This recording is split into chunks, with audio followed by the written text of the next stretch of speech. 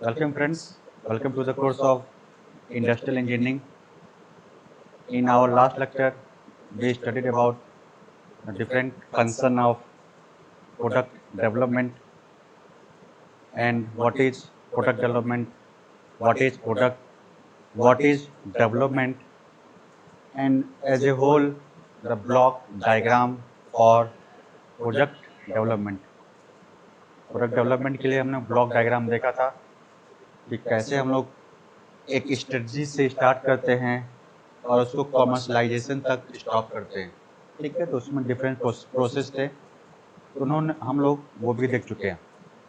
Now from today we are going to study objective और design, what is manufacturing versus purchase means, and if we are going to manufacture something, what is the basic need for manufacturing, and if we are going to buy some item from outside our production, then what will be the need for that product. ठीक है, then if we have time, then we will slightly include or introduce the CVP analysis, the break-even point. But from now, I am going to start objective of design.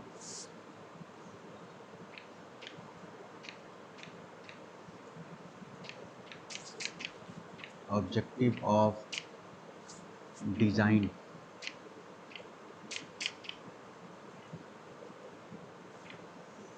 But before going to objective of design, let's revise what is product development. Product development is nothing but making a new things, that is our product, or modification in existing one, means which is already in market or which is already in our system, with the help of different theories, maybe engineering theories, engineering principle or formula, or maybe gained by practical knowledge in economical manner. The today definition may be different from books, but the whole summary of the definition is in the statement. So, if you concentrate in this definition of product development, we will definitely comes out the objective of design. Design की जो objective है वो हम लोगों को इसकी जो definition है, प्रोडक्ट डेवलपमेंट का जो डेफिनेशन है और जो डिफरेंट फंक्शंस थे, उसी में से ऑब्जेक्टिव को बाहर निकाल सकते हैं। कैसे निकालते हैं, आइए देखते हैं objectives of design with the help of our product development statement and different function and scope of product development. Got it? Then those who wanted to write, I'm regularly tell that those who wanted to write, please write with me. Though initially it is a theory portion, you will get bored, but further when we comes with numerical problem, we will get enjoyed. But those who wanted to write, please write with me in point wise. Okay, got it? Start. Objective of design. First objective is to identify the need of the user. That is our last video statement of product development. What is the need of user? Need of user. ठीक है, here user means ultimately the customer. User means customer और end man, जो आखिरी person है और आखिरी person हमारा यहाँ पे कस्टमर है, ठीक है। तो ऑब्जेक्टिव डिजाइन, डिजाइन यहाँ पे क्यों, क्योंकि जो भी प्रोडक्ट हम लोग यहाँ पे डेवलप करने वाले हैं, बनाने वाले हैं, उसके लिए तो डिजाइन करेंगे। उसके लिए सबसे पहले एक नीड होनी चाहिए, और नीड किसकी, यूजर की, कस्टमर की, ठीक है। Next, right with me, next point, to do research and know about the various possibilities of problem solving. Research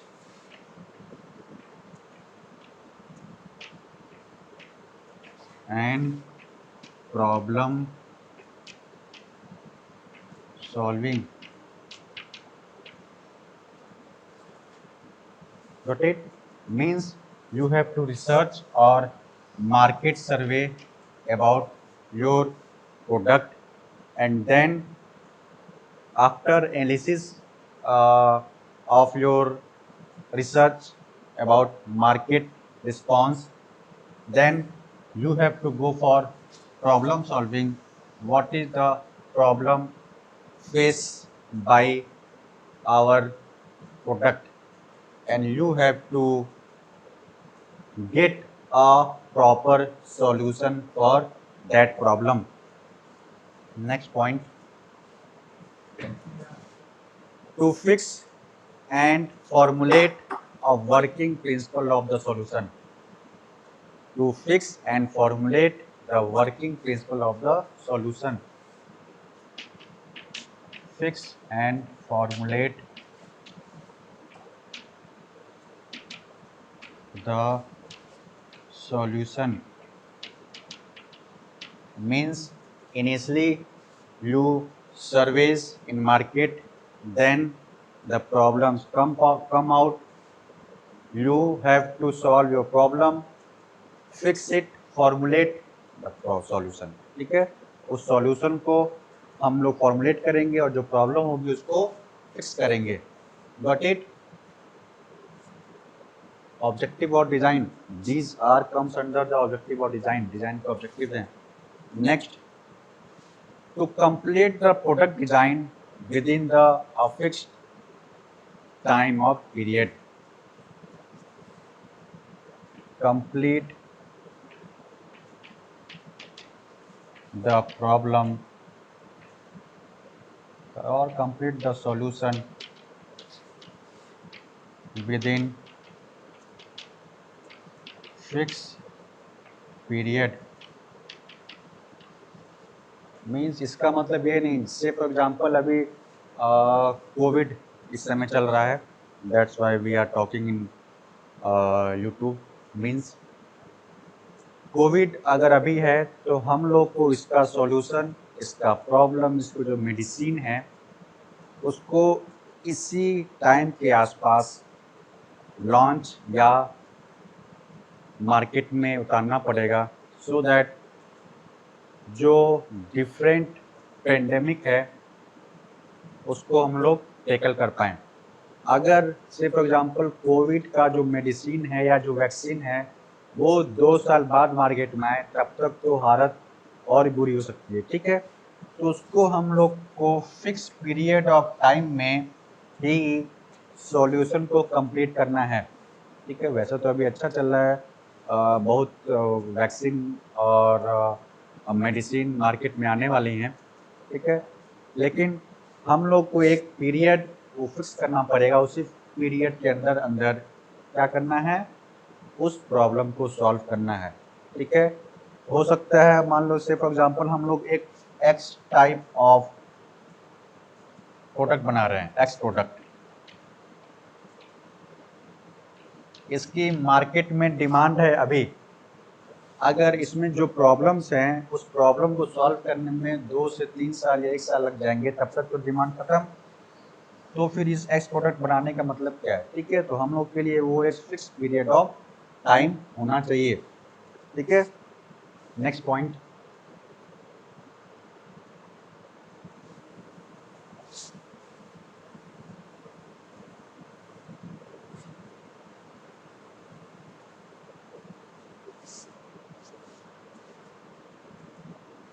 next point, to reduce the cost of design process. ठीक है, ये objective है, reduce the cost of design process, यानी हम लोग को economical वे में ही इसको डिजाइन करना पड़ेगा। ऐसा भी नहीं कि कॉस्ट ज़्यादा हो जाए और फिर इसको प्रोड्यूस करने का कोई मतलब ही नहीं रहे। As we already discuss in our product development statement that we have to make product but in economical manner, and that is the economical manner statement। ठीक है, तो हम लोग ये भी देख रहे हैं कैसे हम लोग सिर्फ और सिर्फ डिफिनेशन से ही ऑब्जेक्टिव क्रिएट कर ले रहे हैं। ठीक है, इसके अलावा भी और ऑब्जेक्टिव हैं जो डिफिनेशन के बियॉन्ड है, वो भी करेंगे हम लोग। ठीक है, लेकिन यहाँ पे कुछ चीज़ें तो हमारे डिफिनेशन से बाहर आई जाती है। What is reduce the cost of design and process. Next point, to reduce the complexity of the product, to reduce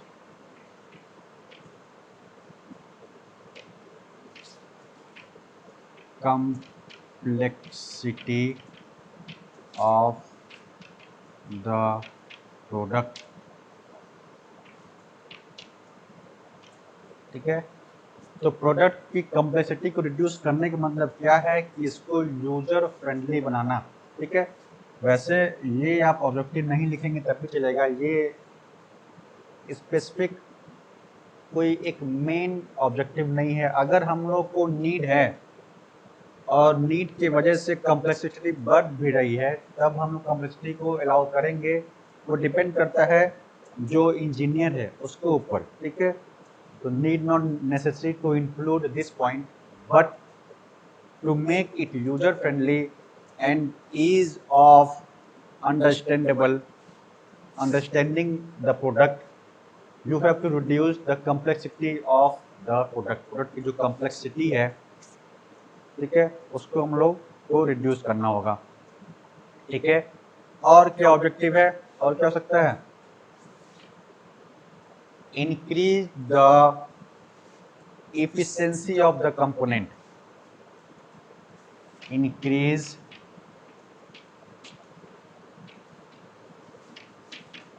the efficiency of component।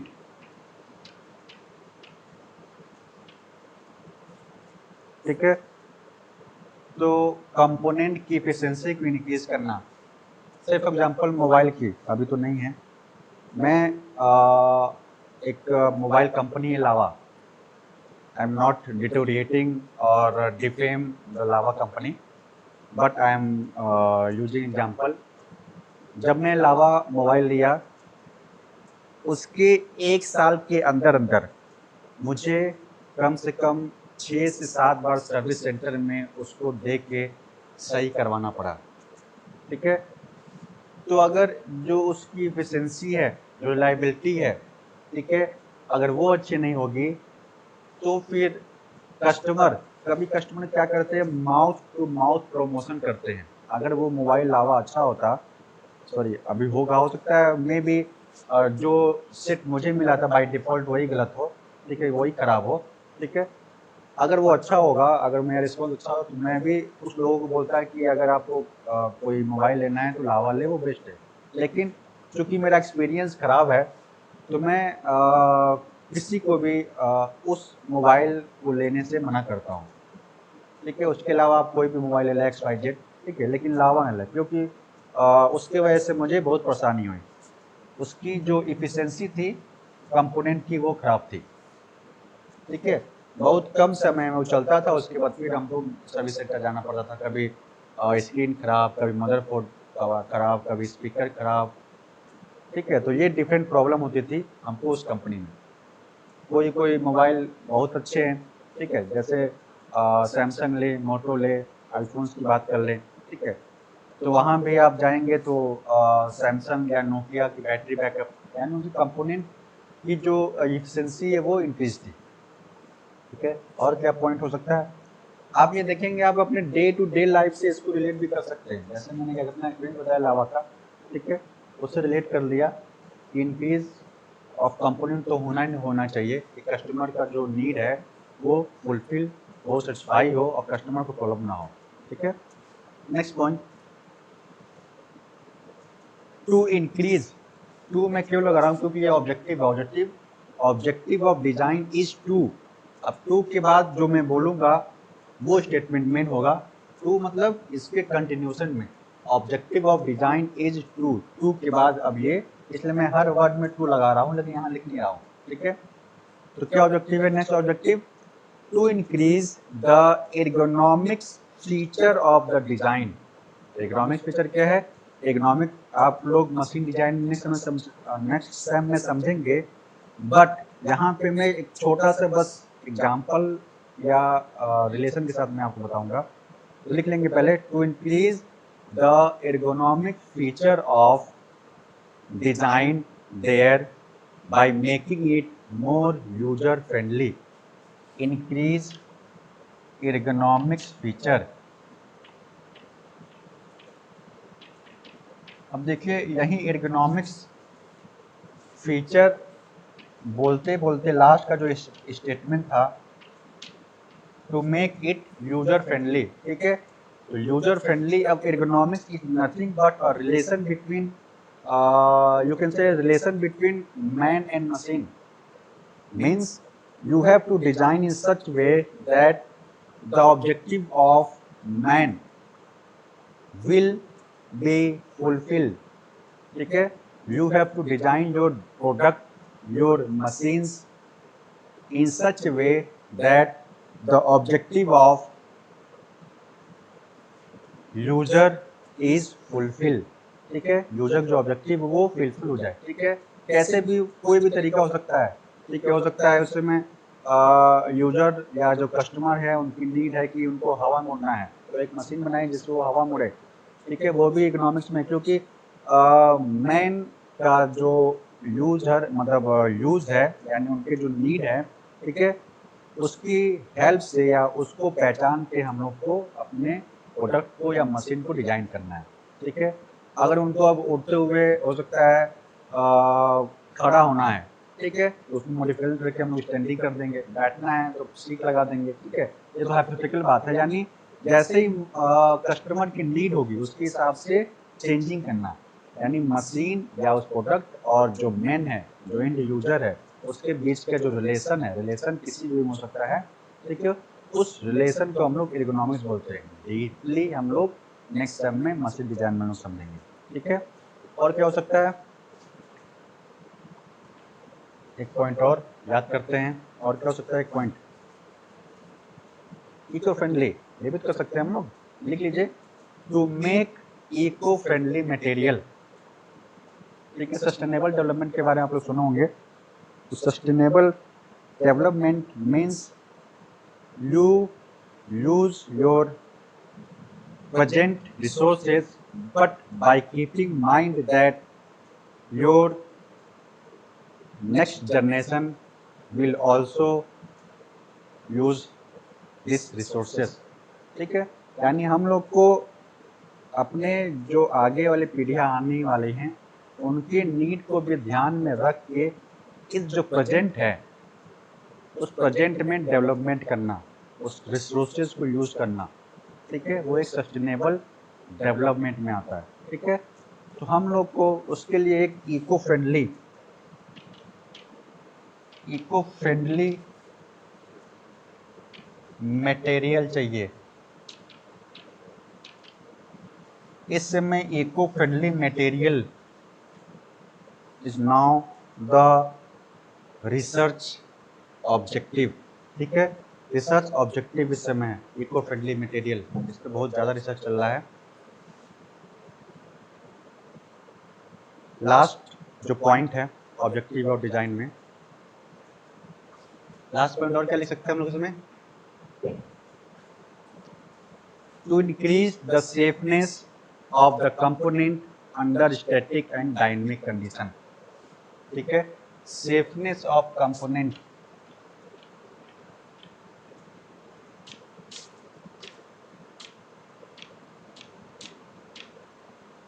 ठीक है, और किस कंडीशन में, static as well as in dynamic condition, ठीक है, अगर रुका हुआ है या मूविंग कंडीशन में है, ठीक है, तो उस कंपोनेंट की जो सेफ्टी है, उस कंपोनेंट से रिलेटेड कस्टमर है उसकी सेफ्टी, ठीक है, उसको इंक्रीज करना, ठीक है, ये भी ऑब्जेक्टिव डिजाइन में, ठीक है। तो इतने ढेर सारे पॉइंट थे, लगभग 10-11 के आसपास पॉइंट हम देखे हैं। May be more point will be there, you will see in different book or less number of point, but I discuss with more number of points so that you have to write at least 5 to 6 point in your exam. Now, not in our syllabus, but I want to discuss what is manufacturing and what is purchase. Actually, not what is manufacturing or what is purchase. I want to relate, or I want to get a picture of manufacturing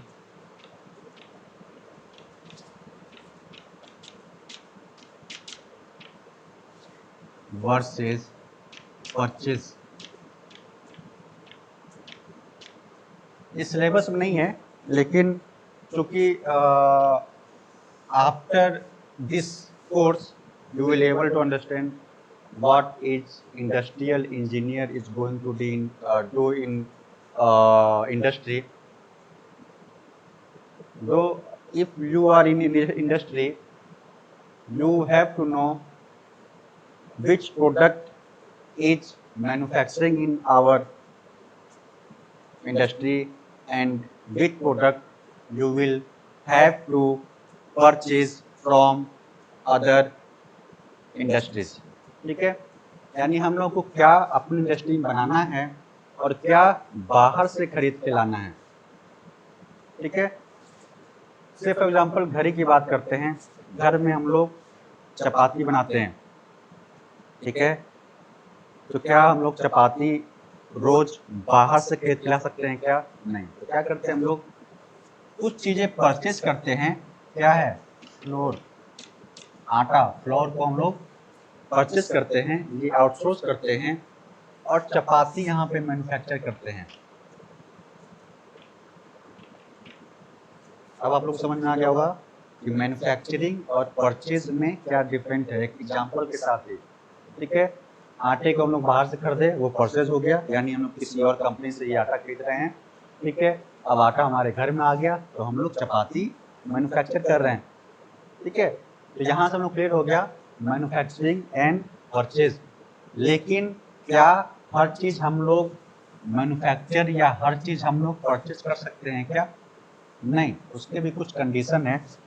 तो condition क्या होनी चाहिए, कैसी होनी चाहिए, उस पर depend करता है। आप लोग बड़ी बड़ी कंपनियों में जाएंगे, हो सकता है कहीं असेंबलिंग प्लांट में गए हों, तो असेंबलिंग प्लांट में क्या होता है, चपाती समझ लीजिए, वहाँ पे एंड लास्ट में जो भी असेंबल, उससे फॉर एग्जांपल बाइक के असेंबली प्लांट में गए या कार के असेंबली प्लांट में गए, ठीक है, तो लास्ट में इन प्रोडक्ट हम लोग को बाइक या कार मिलता है, ठीक है। लेकिन जो वहाँ पे परचेजिंग होती है, उसको जो अलग अलग पार्ट्स होते हैं, ठीक है, वो अलग अलग वेंडर से हम लोग परचेज करते हैं। वेंडर कौन होता है? वेंडर वो छोटी छोटी कंपनियां जो बड़े कंपनियों पे डिपेंड होती हैं, ठीक है। मतलब जब हम लोग को बाइक बनाना है, ठीक है, तो बाइक में हजारों कम से कम छोटे छोटे पार्ट यूज होते हैं, एक बियरिंग से लेके एक नट बोल्ट स्क्रू ये सब भी उसमें है, तो हजारों पार्ट्स होते हैं, ठीक है। तो कुछ वेंडर बियरिंग बनाएंगे, ठीक है, कुछ इनको नट एंड स्क्रू बना के देंगे, ठीक है, कोई इनको व्हील देगा, ठीक है। तो ये परचेसिंग होती है उस बड़ी कंपनी की, मैन्युफैक्चरिंग जो कर रहा है, और वो डिफरेंट वेंडर से इसको परचेस करेगा, बेरिंग हुए, नट हुए, स्क्रू हुए, व्हील हुए, ठीक है, और फिर उन सबको एक साथ एक किसी प्लांट में लाया जाता है और फिर हम लोग यहाँ पे असेंबलिंग करेंगे, ठीक है। ये भी जरूरी नहीं है कि वो जो बड़ी कंपनी है, बाइक की कंपनी है या कार कंपनी है, वो अपने सभी पार्ट परचेज ही करे, ठीक है, नीड नॉट नेसेसरी, ठीक है। कहीं कहीं कंपनियां इंजन खुद बनाती है, इंजन उनके खुद के होते हैं, ठीक है, वो ज़्यादा रिलायबल होना चाहिए, ठीक है। या हो सकता है और भी पार्ट्स वो खुद बनाती हों, और जो कुछ और पार्ट्स हैं, बेरिंग, नट, स्क्रू, ये सब छोटे छोटे पार्ट वो अलग अलग वेंडर से खरीदती हो, तो उनकी भी एक स्टैंडर्ड साइज होती है, और वो साइज ये जो मैन्युफैक्चरर है जिससे परचेस करने जा रहा है वेंडर से, उसको वो पहले बता दिया होता है, और उसी साइज की वो पार्ट्स बना के वो बड़े वेंडर को सप्लाई करेगा, ठीक है। तो क्या हम लोग सब पार्ट्स मैन्युफैक्चर करेंगे या सब पार्ट परचेस करेंगे, ऐसा होता है क्या? नहीं, उसके लिए कुछ कंडीशंस हैं। आइए point by point condition, need, ये सब देखते हैं, ठीक है। ये सिलेबस में नहीं है, लेकिन चूंकि हम लोग इंडस्ट्रियल इंजीनियरिंग पढ़ रहे हैं तो इसके बारे में थोड़ा मैं चाहता डिस्कस करना, इसलिए डिस्कस कर रहे हैं हम लोग, ठीक है। तो लिखेंगे लाइन बाय लाइन और उसको समझते रहेंगे, ठीक है। तो लिखते हैं, पहला पॉइंट बनाएंगे, टू मेक और buy decision is act of making a strategic choice between producing an item internally, internally यहाँ पे वर्ड यूज कर रहे हैं इंटरनली, इंटरनली, इन हाउस, यानी वो अपने घर ही बना रहे हैं, यानी अपने कंपनी बना रहे हैं इंटरनली, और बाइंग इट एक्सटर्नली, और buying it externally,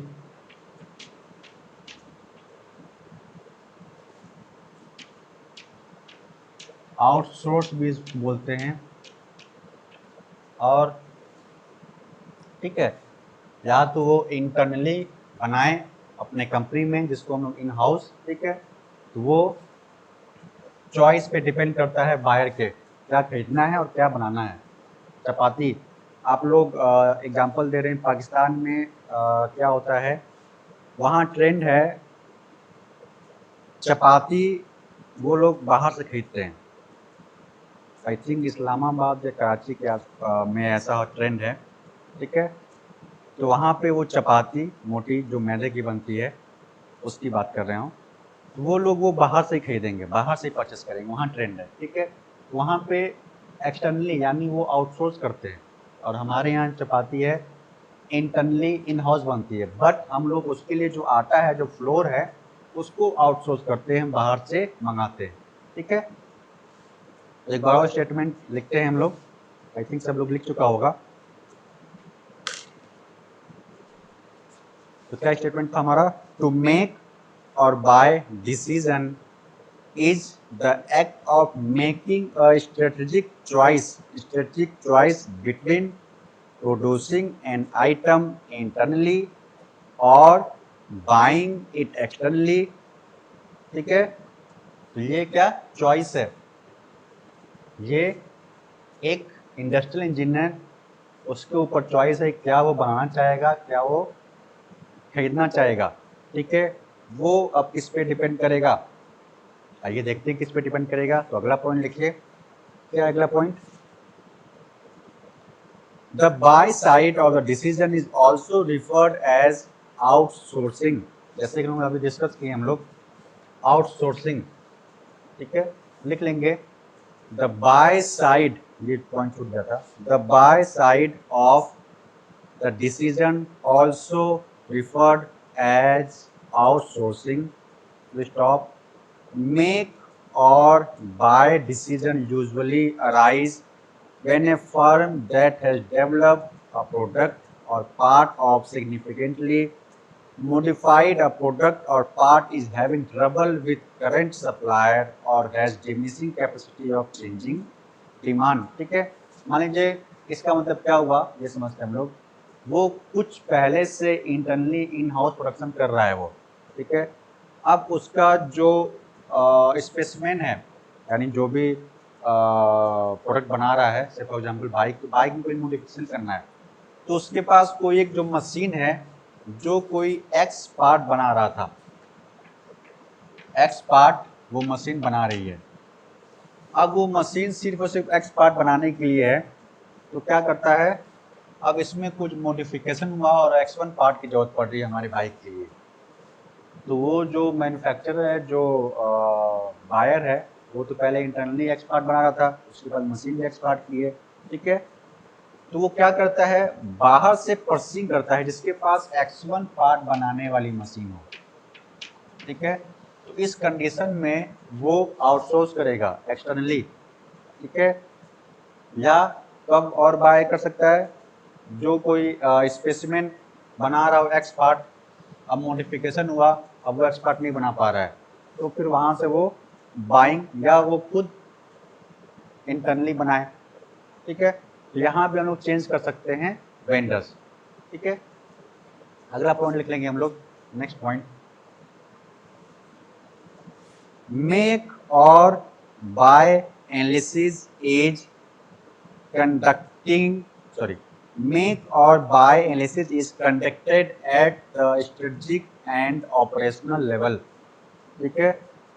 strategic and operational level, strategic and operational level, उस पे ये जो एनालिसिस होगा वो डिस्कस होगा, ठीक है। कि क्या खरीदना है, क्या नहीं खरीदना है, क्या बनाना है, क्या आउटसोर्स करना है, ठीक है। और ये क्या होगा, लॉन्ग रेंज होगा, यानी लॉन्ग टर्म के लिए जनरली हम लोग इसको वेंडर सेलेक्ट करते हैं। अगला पॉइंट लिख सकते हैं हम लोग, अगला पॉइंट क्या हो सकता है, variables considered eight the strategic level include analysis of the future, ठीक है। तो जो स्ट्रेटेजिक लेवल पे जो वेरिएबल है उस पर हम लोग फ्यूचर के पॉइंट ऑफ व्यू का एनालिसिस करके इंक्लूड करते हैं, as well as current environment, ठीक है। अभी का इन्वायरमेंट और फ्यूचर का इन्वायरमेंट, ठीक है। या फ्यूचर में क्या मॉडिफिकेशन हो सकता है उसको लेके हम लोग मैन्युफैक्चर करेंगे या बाय करेंगे या परचेस करेंगे, वो उस पर डिपेंड होगा, ठीक है। Issues like government regulation, competing firms and market trend all have a strategic impact on the make or buy decision, ठीक है। ये क्या, गवर्नमेंट प्लान,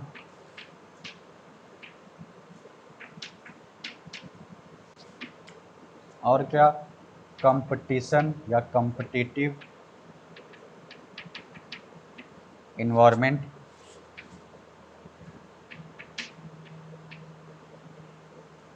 ठीक है। और भी चीज़ें जिस पे ये डिपेंड करता है हमारा बाइंग और परचेजिंग कैपेसिटी, ठीक है।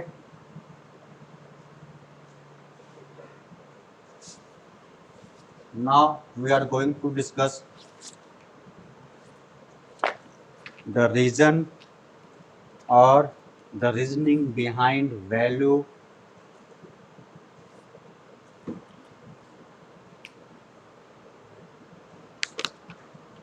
सॉरी ये तो बाद में आएगा टॉपिक। इसी कंटिन्यूशन में I want to discuss a small topic related to manufacturing और परचेजिंग। एक छोटा टॉपिक है, उसको डिस्कस करते हैं परचेजिंग और रिलेटिंग से, कि क्या क्या फैक्टर्स हैं जिस पे डिपेंड करेगा या उस फर्म को इन्फ्लुएंस करेगा कि वो जो पार्क है उसको इंटरनली बनाए। ठीक है, तो टॉपिक लिख लेंगे, factors may be considered to make a part internally। ठीक है, फैक्टर्स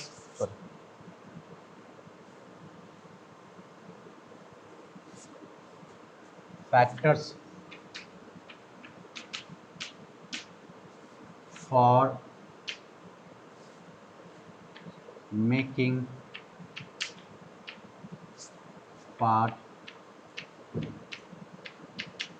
इंटरनली, यानी अपने फॉर्म में कोई चीज़ बनाने के लिए क्या क्या फैक्टर इंक्लूड हो सकता है। तो लिखेंगे पहला point, point wise, cost consideration. Cost consideration इसको जल्दी करेंगे, ठीक है, क्योंकि ये हमारे सिलेबस में नहीं है, लेकिन फिर भी एक नॉलेज के लिए हम लोग ये देख रहे हैं। Cost consideration, less expensive,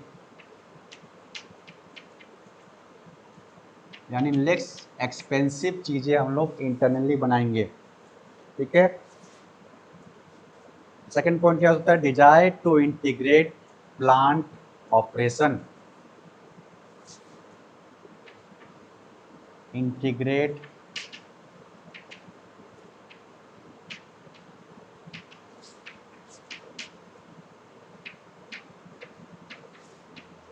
operation. ठीक है, तो प्लांट ऑपरेशन का डिजायर है, अगर वो मैनेजमेंट चाहता है कि हमको प्लांट को और इनहेंस करना है, इंटीग्रेट करना है, तो वो इंटरनली पार्ट बना सकता है। ठीक है, और क्या फैक्टर हो सकता है, productive use of excess plant capacity to help absorb fix overhead. ठीक है, productive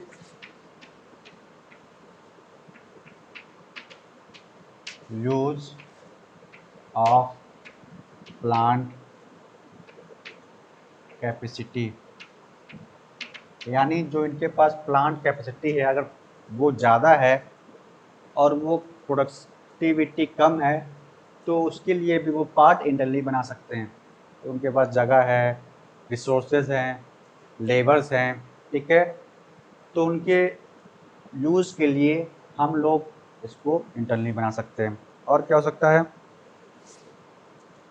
need to exert direct control over production and or quality। Direct control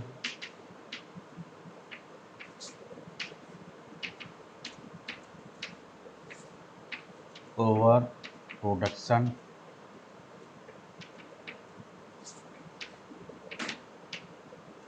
और क्वालिटी। ठीक है, मैनेजमेंट को लग रहा है कि उनका जो प्रोडक्शन है उस पर उनका डायरेक्ट कंट्रोल, और जो क्वालिटी जो वो बाहर से परचेस करने पे नहीं मिल पाता और अपने इंटरनली बनाएंगे वो मिल जाएगा, उस पर कंट्रोल के लिए भी ये इंटरनली बना सकते हैं पार्ट। और क्या पॉइंट हो सकता है, बेटर क्वालिटी कंट्रोल, वैसे ये डिस्कस हो चुका है, या लिखना चाहे लिख सकते हैं, बेटर क्वालिटी कंट्रोल। ठीक है, वैसे ये प्रोडक्शन और क्वालिटी में इंक्लूड हो चुका है। और क्या हो सकता है, सोचिए, अनरिलायबल सप्लायर, ये भी एक रीज़न हो सकता है। अनरिलायबल सप्लायर, यानी जो सप्लायर्स हैं उस पर इनको विश्वास नहीं है। ठीक है, मे बी गुड और बैड डिपेंडिंग अपॉन मैनेजमेंट। ठीक है, तो जो मैनेजमेंट है उसको, जो सप्लायर्स उस पर विश्वास नहीं है, तो अब वो चाहते हैं कि इंटरनली बनाएं या इंटरनली बनाना चाहते हैं। और क्या हो सकता है, कॉम्पिटिटिव इन्वायरमेंट भी हो सकता है। ठीक है, लिख लेंगे, कॉम्पिटिटिव इन्वायरमेंट। ठीक है। कंपनी में मतलब अब मान लीजिए कोई पार्ट इंटरनली बना रहे हैं तो वो अपने फर्म के लिए बनाएंगे एज वेल एज कोई और फर्म मान लीजिए जिसकी डिमांड कहीं और भी हो रही है तो उसके लिए भी ये आउटसोर्सिंग काम कर सकते हैं। ठीक है, उसके लिए वो एक्सटर्नल काम कर सकते हैं। इनका तो इंटरनल बन ही रहा है, ठीक है, एक्सटर्नली वो भी उसका यूज़ कर सकते हैं। ठीक है, तो कंपनी इन्वायरमेंट इसमें आ गया। और क्या हो सकता है? Desire to maintain a stable workforce, stable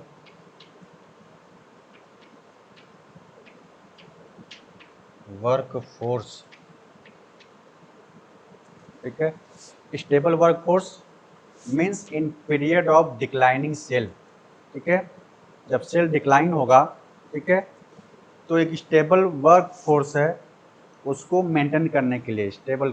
ठीक है, जो स्टेबल वर्कफोर्स है उनको अब ये क्या करेंगे, अपने पार्ट तो बना ही रहे हैं, उसको अब जो इंटरनली पार्ट बना रहे हैं उसमें उसको ट्रांसफ़र कर सकते हैं। ठीक है, वो बना सकता है। और क्या हो सकता है? फैक्टर। फैक्टर तो बहुत होंगे, लेकिन रिलेवेंट फैक्टर ऐसा नहीं कि इससे अलग कोई फैक्टर आप लोग एग्जाम में लेकर आएँ। फैक्टर तो बहुत हो सकते हैं, डिफरेंट बुक में डिफरेंट डिफरेंट फैक्टर्स हैं। और क्या हो सकता है? Quantity too small to interest a supplier. एक हो सकता है छोटा को कम क्वालिटी हो, क्वांटिटी हो, क्वांटिटी इज टू स्मॉल। ठीक है, तो जो क्वांटिटी हम लोग बनाना चाह रहे हैं, बनवाना चाह रहे हैं, वो इतना कम हो कि कोई और वेंडर इसको बनाने को तैयार नहीं हो, उनको बल्क में चाहिए ऑर्डर। ऐसा भी होता है। आप लोग मार्केट में जाते हैं, परचेसिंग करते हैं, तो आपको समझ में आता भी है कि ये भी एक रीज़न हो सकता है। और क्या हो सकता है? Provision of second source. ये तो हम डिस्कस कर चुके हैं, लेकिन दूसरे नाम से प्रोविज़न ऑफ सेकंड सोर्स। ठीक है, यानी एक दूसरा सोर्स ये बनना चाहें जो ये फॉर्म्स है। ठीक है, लास्ट इमोशन भी हो सकता है उनका। ठीक है, इमोशन कैसे? या प्राइड, प्राइड मान लें। ठीक है, इमोश जो मैनेजमेंट है इमोशनली अटैच है,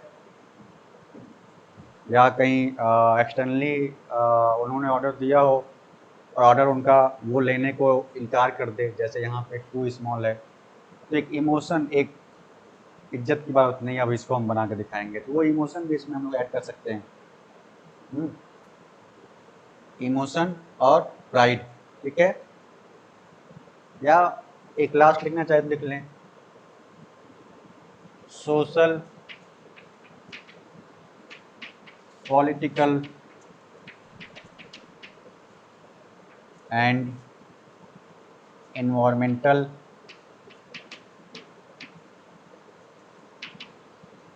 इशू। ठीक है, तो सोशल पॉलिटिकल और एनवायरमेंटल इशू की वजह से भी ये इंटरनली बना सकते हैं। हो सकता है जहाँ पे वो हो उनकी फर्म, उनकी कंपनी, और जो दूसरे वेंडर्स हो वो वहाँ से वे फार हो, ठीक है, बहुत दूर हो, तो भी हम लोग इंटरनली उसको बनाएंगे। ठीक है, तो ये भी एक पॉइंट ऐड कर सकते हैं हम लोग। तो these are the factors that may be consider for making part internally. अब अगर एक्सटर्नली बनना हो तो फिर क्या पॉइंट हम लोग कंसिडर कर सकते हैं? यहाँ पे एक्सटर्नली कर दीजिए और फिर देखिएगा, रिलेट करते रहेंगे साथ में हम लोग।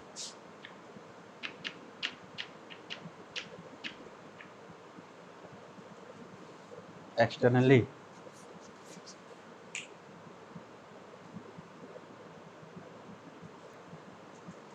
factor that may consider for making part by external vendor or externally। क्या क्या फैक्टर हो सकते हैं, तो जल्दी करेंगे हम लोग। लैक ऑफ एक्सपर्टाइज, सही बात है, सबसे पहला रीजन तो ये होना चाहिए, लैक ऑफ एक्सपर्टाइज, यानी उस फर्म में वो एक्सपर्टीज है ही नहीं कि हम लोग उस पार्ट को इंटरनली बनाए, ठीक है। या ये भी हो सकता है स्मॉल वॉल्यूम। अब देखिए वहाँ पे less quantity too small quantity की वजह से इंटरनली उसको नहीं बना सकते। यहाँ पे बहुत वेंडर हम लोग ऐसे मिलेंगे जिन जो स्मॉल क्वांटिटी बना सकें, और उसके लिए इंटरनली हम लोग स्मॉल क्वांटिटी नहीं बना सकते, उसके लिए फिर नया सेटअप, नया रिसोर्सेज, नया एक्सपर्टीज चाहिए। तो लोग क्या करते हैं, स्मॉल वॉल्यूम रिक्वायरमेंट के लिए भी हम लोग एक्सटर्नली पार्ट बनाने के लिए वेंडर सर्च करेंगे, ठीक है। और क्या हो सकता है, लिमिटेड प्रोडक्शन फैसिलिटीज और इनसफिशिएंट कैपेसिटी। हाँ, इसको इंक्लूड कर लीजिए, इनसफिशिएंट, वैसे हम देख चुके हैं यहाँ पे इनसफिशिएंट कैपेसिटी, यानी उस फर्म के पास इतने रिसोर्सेज ना ही हो कि वो अपनी कैपेसिटी को एक्सपेंड कर सके। और क्या हो सकता है, desire to maintain a multiple source policy, ये डिस्कस किए थे हम लोग लास्ट में भी जब हम लोग एक्सटर्नल इंटरनल की बात कर रहे थे। मल्टीपल सोर्स पॉलिसी, यानी वो अपने रिलेशंस को एक्सपेंड करेंगे और डिफरेंट सोर्सेज से उसको आउटसोर्स करेंगे वो, ठीक है। डिफरेंट सोर्सेज उनके रिलेशन अच्छे होंगे, ठीक है। मल्टीपल सोर्स पॉलिसी, यानी कई सोर्सेज रहे, इनके पास अपना खुद का बन ही रहा है, ठीक है, खुद के पार्ट्स बना रहे हैं इंटरनली, और एक्सटर्नली वो किसी फर्म से, किसी वेंडर से आउटसोर्स कर रहे हैं, ठीक है। ब्रांड प्रेफरेंस, ये भी हो सकता है,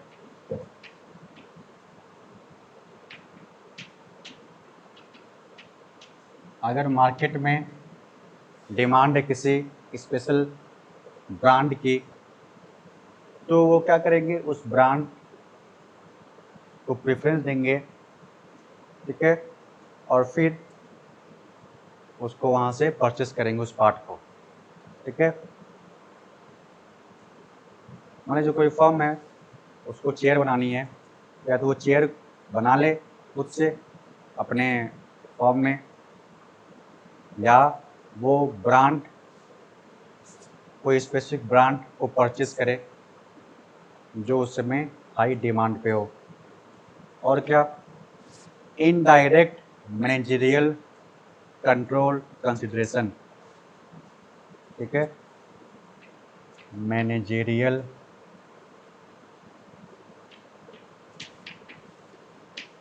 कंट्रोल कंसिडरेशन। और क्या हो सकता है, एक दो पॉइंट और लिखते हैं फिर इसको समअप करते हैं।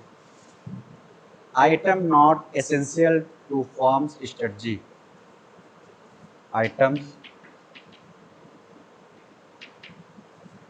Not essential for form strategy, ठीक है। तो वो जो आइटम है वो फर्म के लिए उतना इम्पोर्टेंट नहीं है, वो क्या करते हैं, उसको आउटसोर्स करते हैं, बाहर से एक्सटर्नली मंगाते हैं, ठीक है। So these are the point that the factor depending upon for making part externally as well as internally. From our next class, we will see the very important CVP analysis. Sir, that's all for now. Thank you.